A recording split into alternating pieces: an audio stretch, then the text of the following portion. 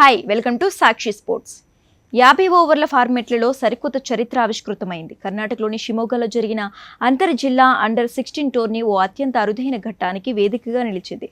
టోర్నీలో భాగంగా భద్రావతి, సాగర్ జట్ల మధ్య జరిగిన మ్యాచ్లో ఓ యువ ఆటగాడు ఏకంగా క్వాడ్రపుల్ సెంచరీ బాదాడు. సాగర్ టీంకు ప్రాతినిధ్యం వహిస్తున్న తన్మయ్ మంజునాథ్ 165 బంతుల్లో 48 ఫోర్లు, 24 సిక్సర్ల సాయంతో 407 పరుగులు చేశాడు. ఫలితంగా సాగర్ జట్టు నిర్ణీత 50 ఓవర్లలో 583 పరుగులు చేసింది.